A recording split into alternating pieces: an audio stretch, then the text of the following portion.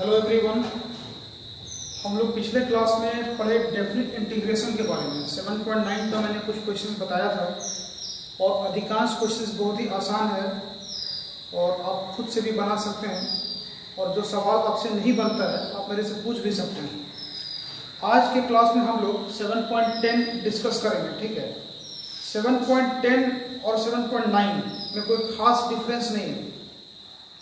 7.10 का जो सवाल है वो थोड़ा सा ज़्यादा नहीं, हल्का सा ट्रिकी है, जिसमें हो सकता है कि थोड़ा बहुत परेशानी आपको महसूस हो सकता है और ज़्यादा सवाल भी नहीं है, 10 से 11 सवाल दिया है। तो आज के क्लास में हम लोग जो भी इम्पोर्टेंट सवाल है उसको डिस्कस करने वाले हैं, ठीक है। तो चलिए आपको बताते हैं एक्सरसाइज 7.10।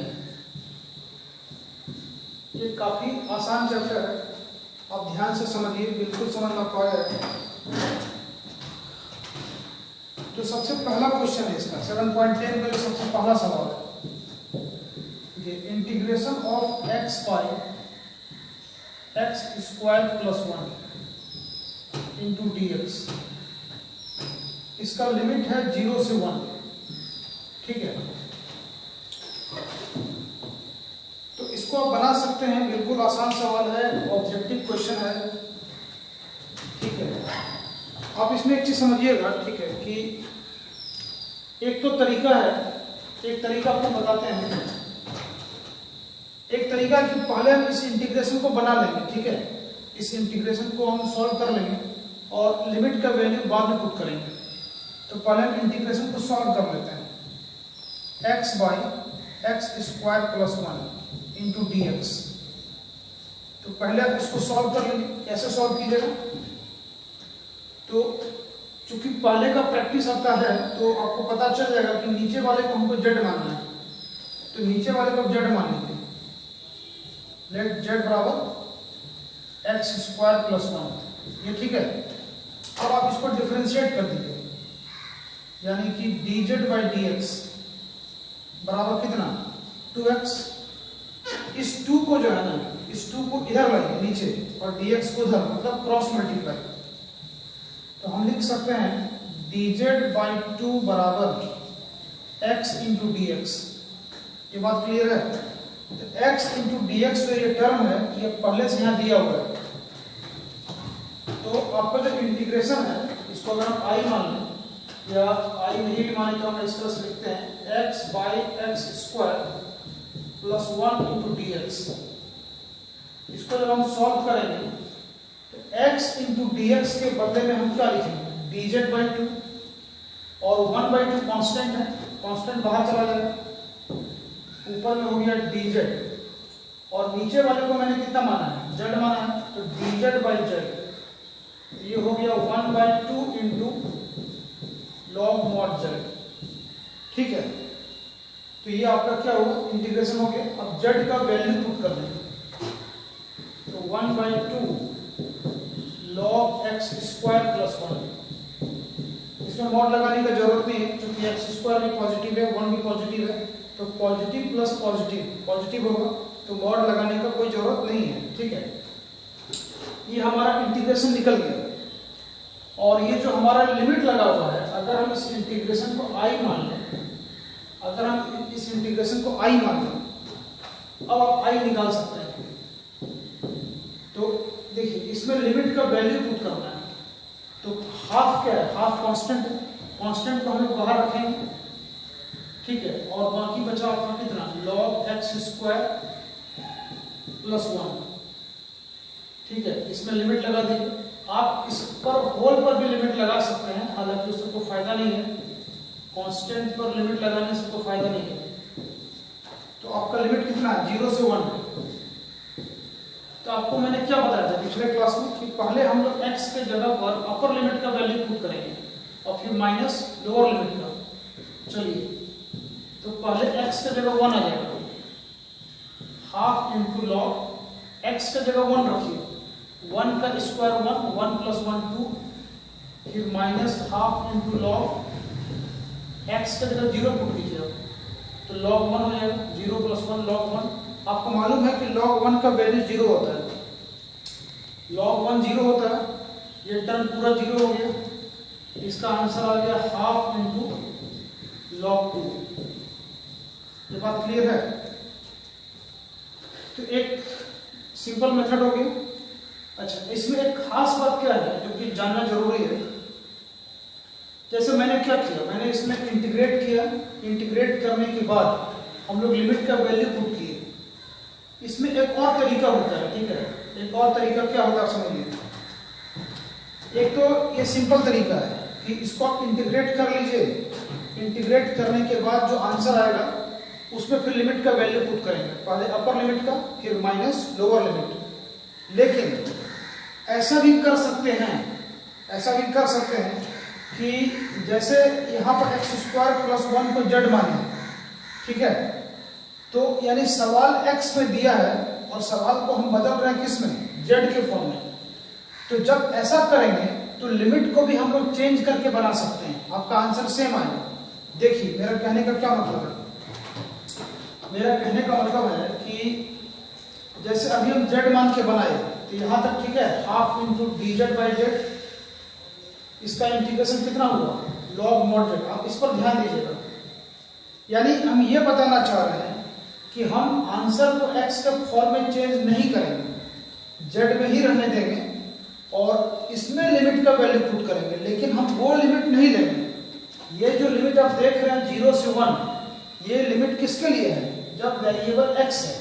लेकिन मेरा वेरिएबल चेंज हो गया, सवाल x में दिया था, सवाल बदल गया किस में, z में, तो मेरा लिमिट भी बदल जाएगा। क्लियर?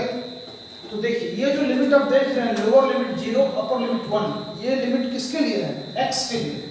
लेकिन सवाल को चेंज कर रहे हैं किस में, z में। तो दूसरा जो मेथड है कि बिना x में बदले, बिना x में बदले हम z में कैसे बनाएंगे, तो हम उस कंडीशन में लिमिट को चेंज कर देंगे, ठीक है? देखिए वो लिमिट x के लिए है, तो जब लोअर लिमिट 0 है, जब x का मान 0 है तो z कितना निकलेगा, इसको ध्यान से देखिए आप, इसको जब x का मान 0 होगा तो z कितना आएगा, x का वैल्यू रखिए 0, तो 0 + 1, तो z का वैल्यू आएगा 1। अच्छा, अपर लिमिट कितना है, अपर लिमिट मेरा 1 है, x जब 1 होगा तो z कितना होगा, 1 का स्क्वायर 1, 1 + 1 2, है ना? यानी मेरा लिमिट चेंज हो गया। पहले मेरा लिमिट कितना है, शुरू में 0 से 1, अभी मेरा सवाल बदल गया z के फॉर्म में, तो लिमिट हो गया 1 से 2। तब हम इंटीग्रेशन जो निकालेंगे, देखिए हाफ इंटू लॉग z, तो half into log mod z, और इसमें लिमिट लगा दीजिए, कांस्टेंट को बाहर कर देते हैं, ठीक है, सिंपल। और लिमिट है आपका कितना, 1 से 2, लोअर लिमिट, ये लोअर लिमिट है और ये क्या है, अपर लिमिट है। अब आप जो है ना, पहले अपर लिमिट का वैल्यू पुट कीजिए, हाफ इंटू z की जगह 2 आ जाएगा, तो log 2 माइनस log 1। यहाँ पर मॉड लगाने की जरूरत नहीं है क्योंकि 2 पॉजिटिव है, 1 भी पॉजिटिव है। लेकिन log 1 0 होता है, मालूम है, log 1 का वैल्यू 0 होता है। तो आपका बचा कितना, हाफ इंटू log 2। तो ये भी तरीका है। आप देखिएगा बहुत सारे एग्जाम्पल जो सॉल्व किया है उसमें आंसर को x के टर्म में नहीं चेंज किया है, यहीं पर आंसर निकाल दिया और लिमिट को चेंज कर दिया। हमारा लिमिट 0 से 1 था, लेकिन चूंकि सवाल को बदल दिए z के फॉर्म में, तो लिमिट हो गया 1 से 2, 1 लोअर लिमिट 2 अपर लिमिट। तो इसका भी यूज करना है। अब देखिए कभी आपको उनको सवाल बताएंगे जिसमें कि आपको लिमिट को चेंज करना है। जैसे लिमिट हमारा 0 से 1 है, तो लिमिट चेंज हो गया 1 से 2। क्लियर? इसको नोट करना चाहते हैं, कर सकते हैं आप, ठीक है, नोट कीजिए। आपको फिर अगला सवाल बताते हैं, सेकंड नंबर। उम्मीद है आपको समझ में आ रहा होगा और बहुत ही आसान चैप्टर है, कोई खास परेशानी इसमें नहीं है। अगर किसी सवाल में आपको प्रॉब्लम होता है तो आप मेरे से पूछिए, व्हाट्सएप पर हमको सवाल लिख के भेजिए, आपको उसका सॉल्यूशन बना के हम भेजेंगे, ठीक है। और एक एक सवाल अगर हम बताएंगे तो फिर आप क्या कीजिएगा, मेहनत आपको करना है, एग्जाम आपको देना है। हाँ, जो डाउट होगा आप वो मेरे से पूछ सकते हैं। चलिए हम आगे बढ़ते हैं।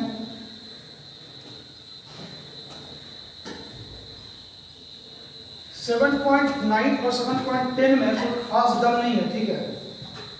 हाँ, आपको दम दिखाई देगा 7.11 में और 7.8 में, जो अभी हम नहीं पढ़ाए हैं। 7.11 पढ़ाने के बाद 7.8 हम बताएंगे। और 7.11 का सारा सवाल टफ नहीं है, कुछ ही सवाल टफ है, ठीक है। तो थोड़ा मेहनत कीजिए, प्रैक्टिस कीजिए और संडे वाला टेस्ट को बहुत मन से दीजिए।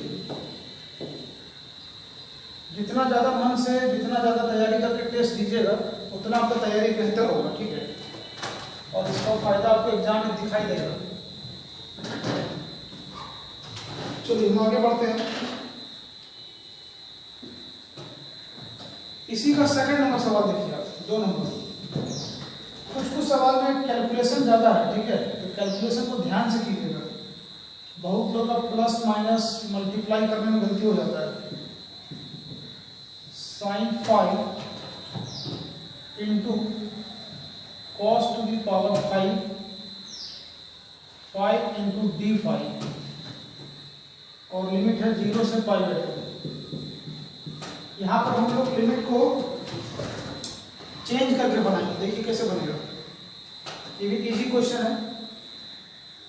तो अगर आप मेरा 7.3 का थ्योरी का क्लास किए होंगे, ठीक है, आप देखिएगा वीडियो में जाकर के 7.3 का जब हम थ्योरी आपको पढ़ा रहे थे, समझा रहे थे, लिखवा रहे थे, वहां पर एक नियम बताए थे।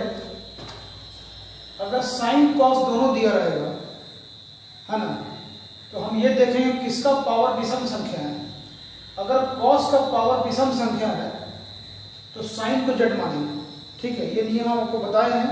जो लोग क्लास नहीं किए हैं, जो लोग वीडियो ध्यान से नहीं देखे हैं या भूल गए हैं, तो जाकर के मेरा 7.3 का थ्योरी वाला क्लास देखिए आप।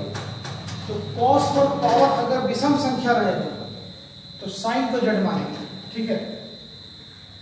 तो इसको हम सॉल्व कर देते हैं। इसको हम आई मान लेते हैं इंटीग्रेशन को, और नियम के अनुसार यहां पर साइन 5 को क्या करेंगे, जड़ मानिए।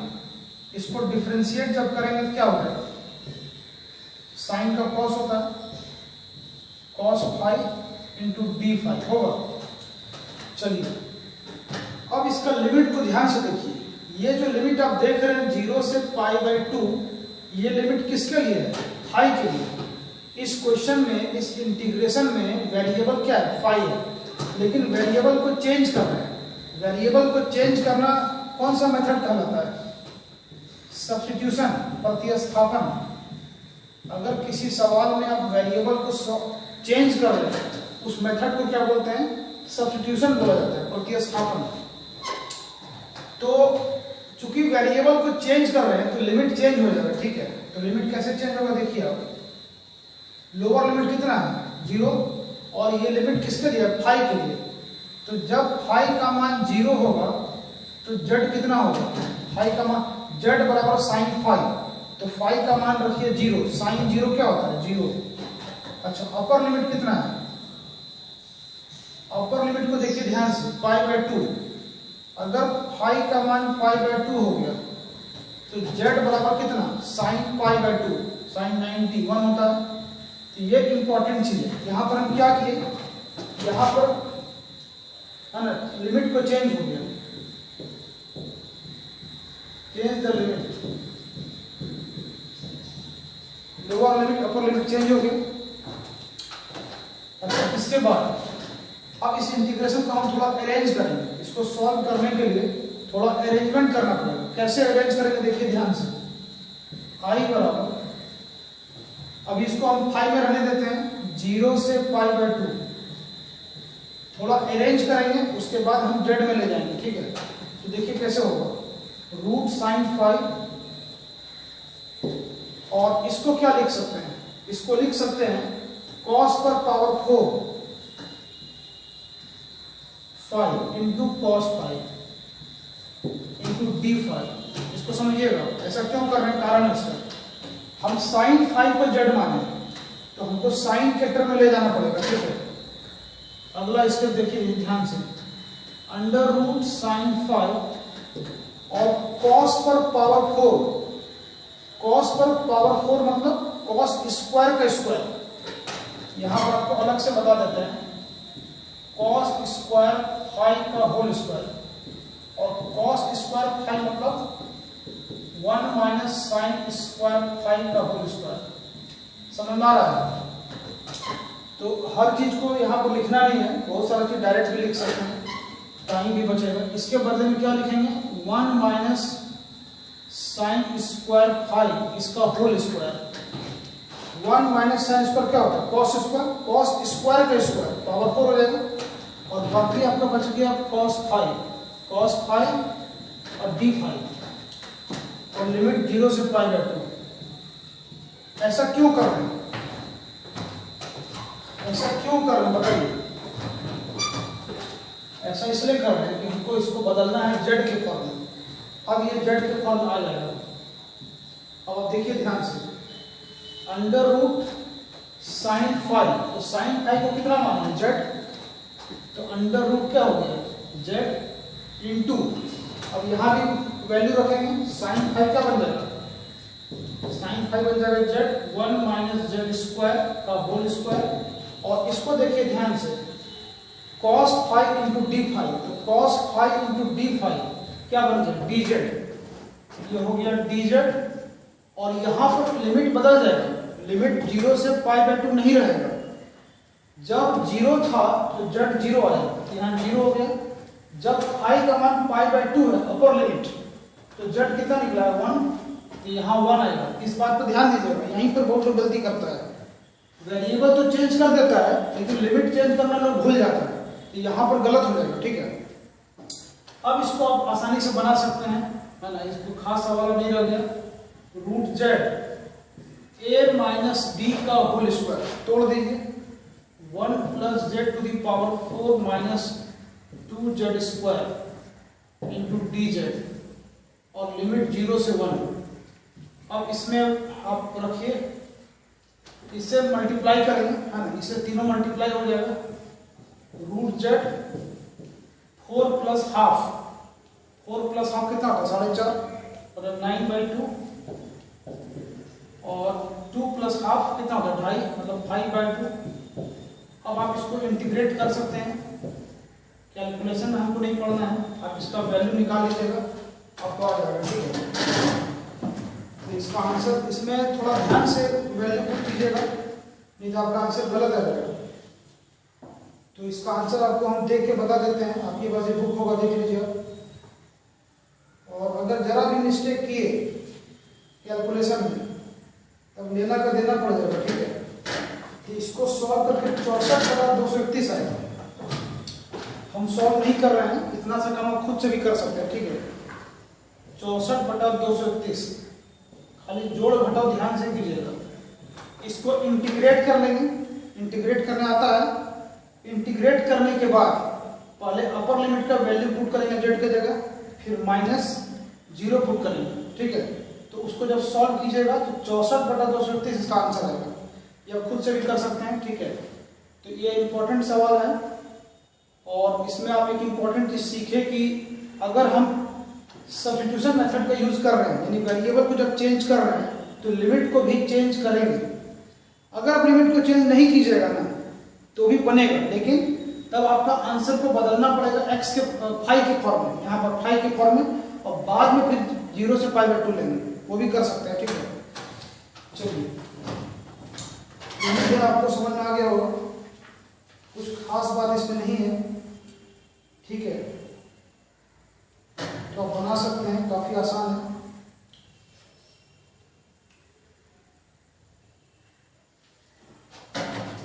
एक और क्वेश्चन लेते हैं, सब क्वेश्चन इसी टाइप का है, कुछ कुछ मतलब, ठीक है, ज्यादा टफ सवाल नहीं दिया है, थोड़ा दिमाग लगाइएगा तो बनेगा। हाँ, किसी किसी सवाल में कैलकुलेशन का झमेला है, तो कैलकुलेशन करने के लिए तो खैर आपको ध्यान से करना पड़ेगा।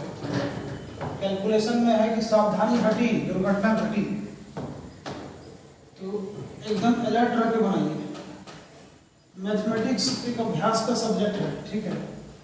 जिसका प्रैक्टिस है उसी से बनेगा, जिसका प्रैक्टिस नहीं है उसको काफी दिक्कत है।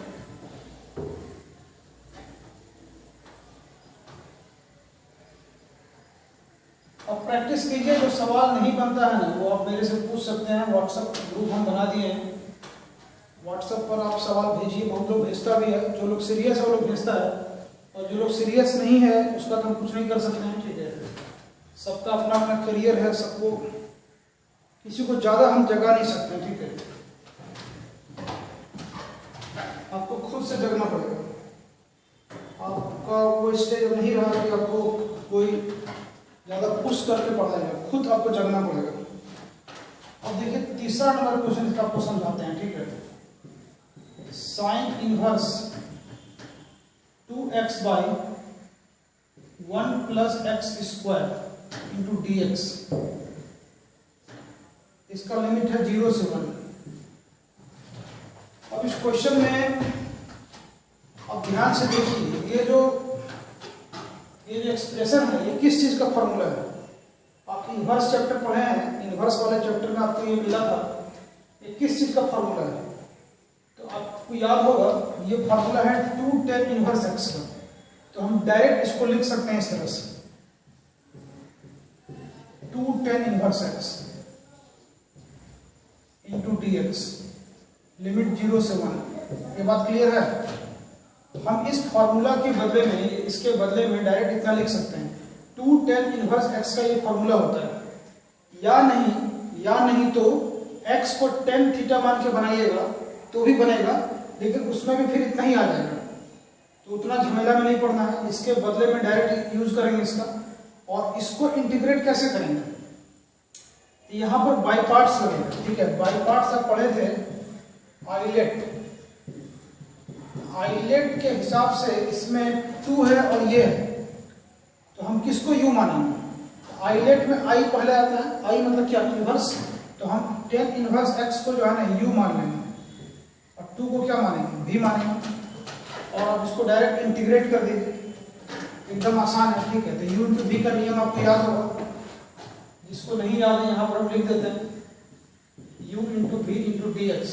जो लोग इसका क्लास नहीं किए हैं इंटीग्रेशन बाय पार्ट्स का, उसमें जाके देखिए आपको ये फॉर्मूला मिलेगा। ठीक है, तो u रहेगा, v को इंटीग्रेट करेंगे minus integration of du by D x integration of v, ये फॉर्मूला है, यही यहां लगा देना है। तो tan इनवर्स x को u मान लिए और 2 को v मान लिए। 2 क्या है, कांस्टेंट, और कांस्टेंट होता है अलजेब्राइक फंक्शन, याद रखिएगा। कांस्टेंट क्या होता है, अलजेब्राइक फंक्शन। तो अब इस फॉर्मूला में सेट कर दीजिए आप। तो tan इनवर्स x रहेगा, है ना, v को इंटीग्रेट करेंगे, v मतलब किसको, 2 को। तो 2 को इंटीग्रेट करेंगे, क्या हो जाएगा, 2x होगा ना। चलिए फिर minus integration of du by D x. तो इसको डिफरेंशिएट करेंगे, हम डायरेक्ट लिख रहे हैं, इसको डिफरेंशिएट करने में क्या हो जाएगा, 1 by 1 plus x square into integration of v, यानी 2 का integration 2x into d x. तो ये हो गया, और लिमिट क्या है, 0 से 1। समझ में आ रहा है। u इंटू v का फॉर्मूला वहां लिखा हुआ है, उसी फॉर्मूला को सेट कर दिए। इसको u माने, 2 को v माने। अब जो है एक स्टेप और आगे बढ़ते हैं, ये बन गया 2x into tan inverse x minus. अब इसको ध्यान से देखिए, ऊपर में 2x है और बटा इतना है, तो नीचे वाले को z मानेंगे, ऊपर वाला बन जाएगा dz by z log z। यानी इसका इंटीग्रेशन क्या हो गया। आप रफ में भी कर सकते हैं, अगर आपको डाउट है आप इसको रफ में बना के देख लीजिए। ठीक है, तो इसका हो जाएगा log 1 प्लस एक्स स्क्वायर। पहले भी इस तरह का हम डिस्कस किए हैं। ठीक है, ये हो गया इंटीग्रेशन, और लिमिट का वैल्यू है 0 से 1। अब आप x के जगह पर पहले 1 पुट कीजिए, तो 1 पुट करेंगे तो क्या हो जाएगा, x की जगह 1 रखिए, तो 2 इंटू 1 2 इंटू tan इनवर्स 1। आपको लिख के बता देते हैं tan इनवर्स 1 और माइनस यहाँ पर 1 रखिए, तो 1 प्लस 1 2, ये हो गया log 2 हो गया, ये हो गया, फिर माइनस। अब इसके बाद 0 पुट करेंगे, पहले अपर लिमिट फिर माइनस लोअर लिमिट, तो 0 जैसे पुट करेंगे ये 0 हो जाएगा। ठीक है, यहाँ लिख देते हैं x का वैल्यू जैसे 0 पुट कीजिएगा ये 0 हो जाएगा, और फिर माइनस यहाँ x का वैल्यू रखिए 0, तो बचेगा log 1 log 1 का भी वैल्यू 0 होता है, याद रखिएगा, है ना, यहाँ पर लिख देते हैं log 1 का वैल्यू कितना होता है 0।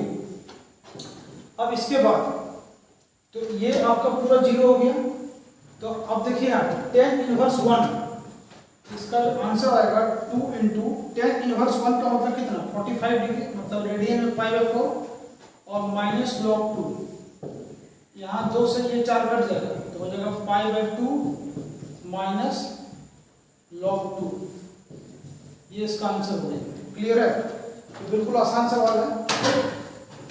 इसमें कुछ लोग ऐसा भी कर सकता है, x को tan थीटा मान के भी बना सकता है, उसमें थोड़ा सा कैलकुलेशन ज़्यादा बड़ा हो जाता है। ज़्यादा सिंपल तरीका है कि डायरेक्ट ये फार्मूला है 2 tan इनवर्स x का, तो इस तरह से बनाइएगा तो ज़्यादा आसानी से बनेगा। ठीक है, चलिए अब इसको नोट करना चाहते हैं, अब नोट कर सकते हैं, कुछ खास बात इसमें नहीं है, बहुत आसान है।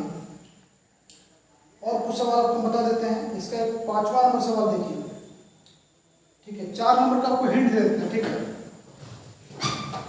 क्वेश्चन नंबर 4 का हिंट आपको दे देते हैं, आप खुद से बना लीजिएगा, थोड़ा कैलकुलेशन होगा, आप कर सकते हैं, कोई खास बात नहीं है। x into x plus 2 into d x और लिमिट है 0 से 2। तो इसको आप z मान के भी बना सकते हैं, x प्लस 2 को z मान के बना सकते हैं। z नहीं मानना चाहते हैं आप ट्रांसफॉर्मेशन मेथड से बना सकते हैं। ट्रांसफॉर्मेशन मेथड क्या है, जैसे x प्लस 2 है तो यहाँ भी हम इसमें 2 जोड़ देंगे और 2 घटा देंगे और बाहर में है अंडर रूट x प्लस 2। अब x प्लस 2 को z मान के भी बना सकते हैं, और ट्रांसफॉर्मेशन मेथड से बनाना है तो हम x को x प्लस 2 के फॉर्म में चेंज कर दिए, 2 जोड़ दिए 2 घटा दिए और लिमिट है 0 से 2। अब इससे दोनों में मल्टीप्लाई कर दिए, तो दोनों में जब मल्टीप्लाई कीजिएगा तो इस पर पावर 1 इस पर पावर हाफ, तो 1 प्लस हाफ 3/2, x प्लस 2 पर पावर कितना हो गया 3/2 और माइनस 2 इंटू एक्स प्लस 2 पर पावर हाफ, रूट का मतलब पावर हाफ होता है। ये हो गया। अब यहाँ से आप खुद से बना लीजिए 0 से 2। अब तो इंटीग्रेट करना आता है, इंटीग्रेट करने के बाद पहले हम अपर लिमिट का वैल्यू पुट करेंगे, फिर माइनस एक्स की जगह लोअर लिमिट का, इसको सॉल्व कर लीजिएगा। ठीक है, चलिए आगे बढ़ते हैं।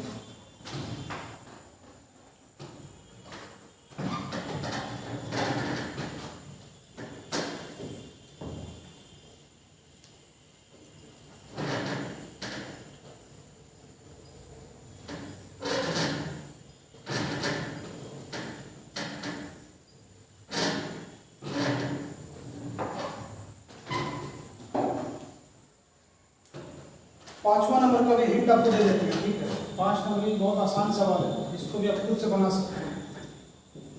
sin x by 1 plus cos square x into d x, limit है 0 से π/2। ये ऑब्जेक्टिव टाइप का क्वेश्चन है। ठीक है, 1 नंबर का सवाल है, आपके एग्जाम में ये ऑब्जेक्टिव में आ सकता है, 2 नंबर का सवाल नहीं है, 1 नंबर का सवाल है।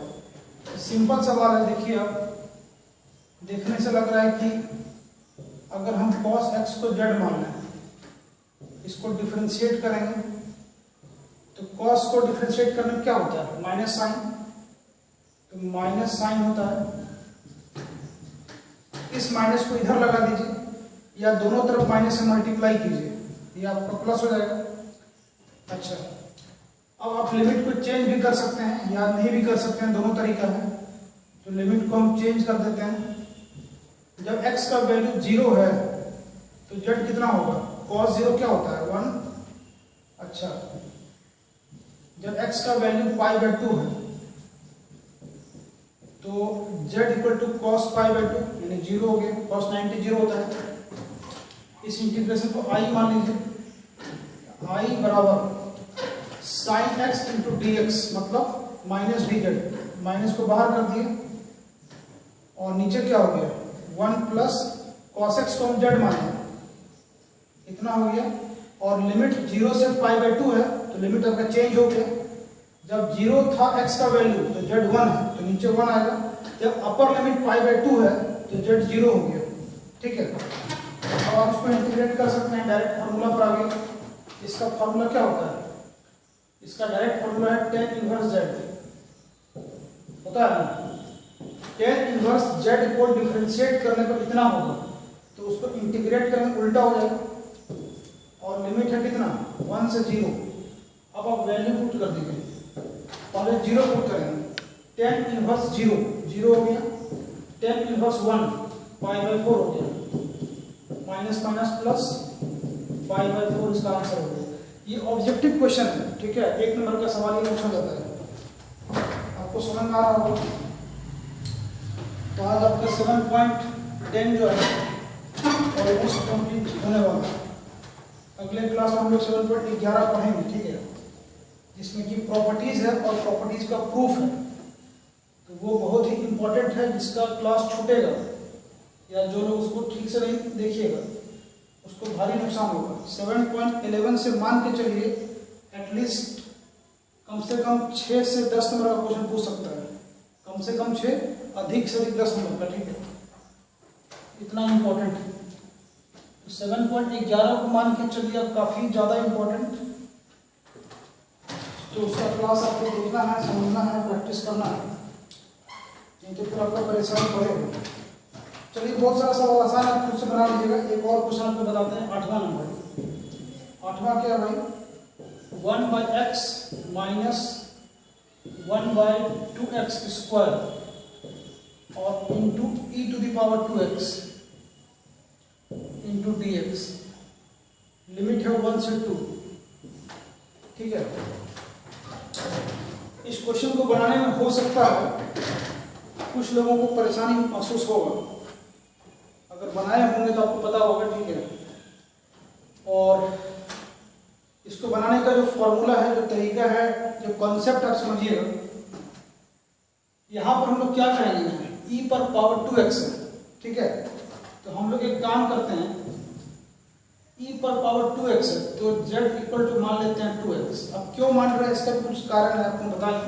पहले आप समझिए कैसे बना रहे हैं, ठीक है। 2x को हम z मान लेंगे,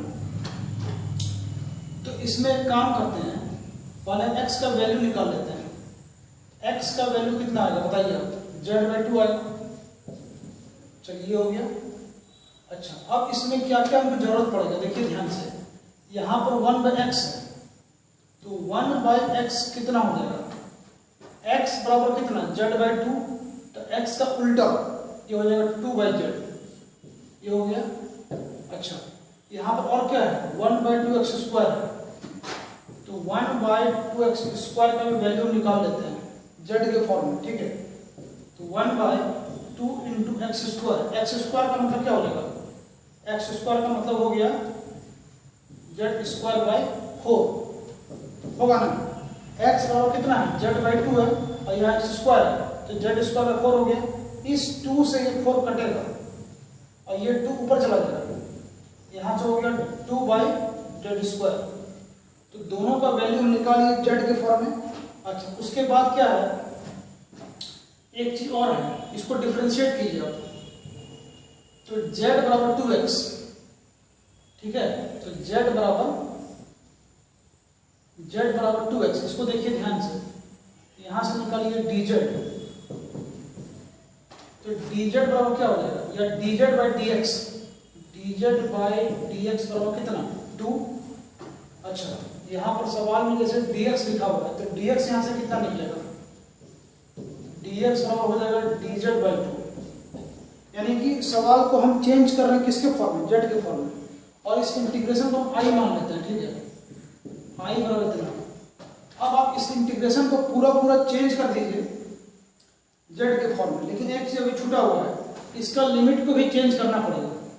तो इसका लिमिट कितना है, 1 से 2, और ये जो लिमिट आप देख रहे हैं, ये लिमिट किसके लिए है, x के लिए। तो देखिए ध्यान से, लोअर लिमिट कितना है 1, तो जब x का मान 1 होगा तो z कितना निकलेगा, यहां से 2 इंटू 1 यानी 2 हो जाएगा।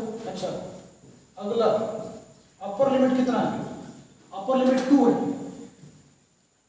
तो z कितना आएगा, 2 गुना 2 4। तो ये जरूरी था, यही बहुत लोगों का छूट जाता है, तो जिसकी वजह से गलती होता है, ठीक है। तो आपका जो है लिमिट चेंज हो गई। अब आप क्वेश्चंस को बनाइए। इतना काम करने के बाद अब देखिए आपका क्वेश्चन कैसे बनेगा।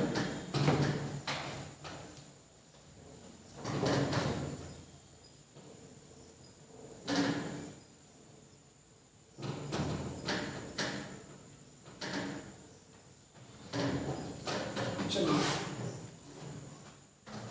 इंटीग्रेशन आई बराबर क्या लिखेंगे, देखिए ध्यान से, यहाँ पर 1/x है, ठीक है, तो 1/x किसके बराबर है, 2/z, तो 1/x के बदले में आ गया 2/z माइनस 1/2x², इसका वैल्यू कितना है 2/z², तो 2/z² हो गया,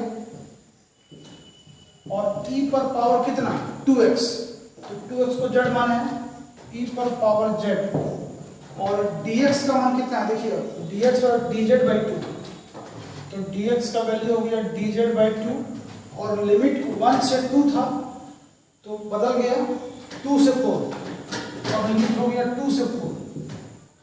अब ध्यान दीजिए यहाँ भी 2 है, यहाँ भी 2 है, तो 2 कॉमन लेंगे और इस 2 से ये 2 कट जाएगा।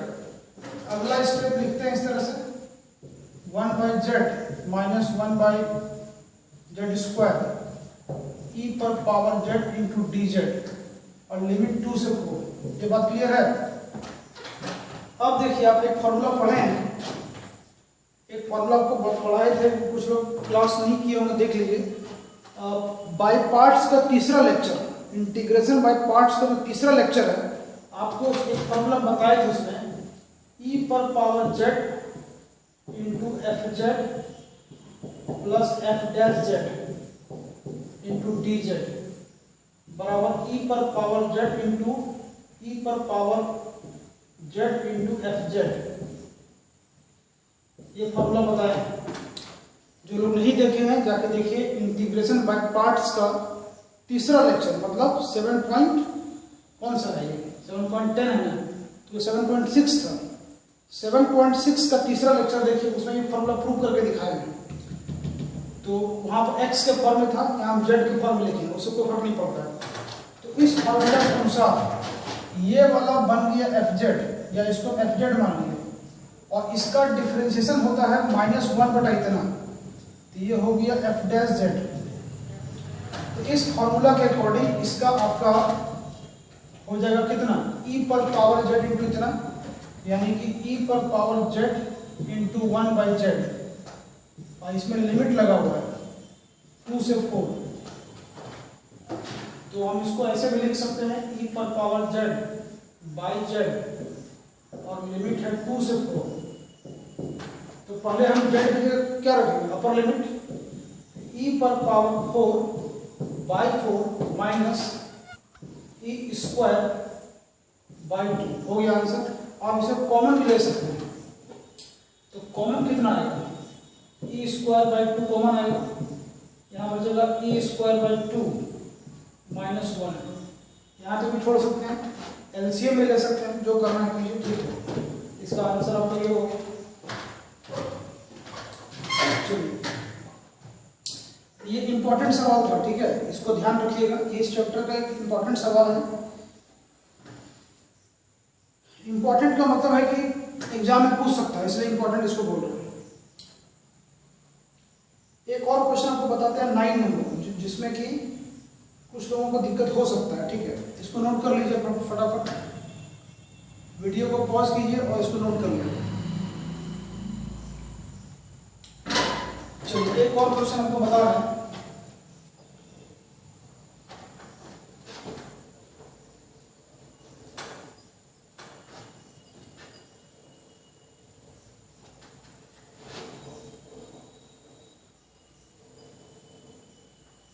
इंटीग्रेशन ऑलमोस्ट अब खत्म होने वाला है, ठीक है, और 2-3 क्लास लगेगा फिर खत्म हो जाएगा। और इंटीग्रेशन के बाद आपको हम पढ़ाएंगे differential equation. Differential equation 10 number का सिलेबस है, 10 नंबर का सवाल आता ही आता है, ठीक है। तो डिफरेंशियल इक्वेशन पढ़ाएंगे, उसके बाद एरिया पढ़ाएंगे, ठीक है। चलिए, एक आप देखिए क्वेश्चन नंबर 9 ऑब्जेक्टिव क्वेश्चन है, हालांकि ऑब्जेक्टिव के टाइप का नहीं है, थोड़ा कैलकुलेशन इसमें आपको करना पड़ेगा। जैसे कि x माइनस x³ इस पर पावर 1/3 और y x पर पावर 4 इंटू dx, और लिमिट है 1/3 से लेकर के 1। ऑब्जेक्टिव में दिया है, हालांकि सॉल्यूशन ऑब्जेक्टिव के टाइप का नहीं है, ठीक है। थोड़ा सा लेंदी सॉल्यूशन इसका हो सकता है नहीं है इसका सॉल्यूशन नंबर, ठीक है। तो इस टाइप के सवाल का खास करके एनसीईआरटी का जो इस टाइप का लंबा ऑब्जेक्टिव है, मेरे हिसाब से अगर आप आंसर याद रखते हैं तो आपको बड़ा फायदा होगा, नहीं तो बना करके आंसर निकालने में टाइम लगेगा, ठीक है। तो देखिए इसमें क्या है, इसको कैसे बनाएंगे, इसमें काम करते हैं। इसमें आप एक चीज समझिए, यहाँ पर पावर 1/3 है। हम एक काम करते हैं, अंदर में x पर पावर 3 कॉमन ले लेते हैं,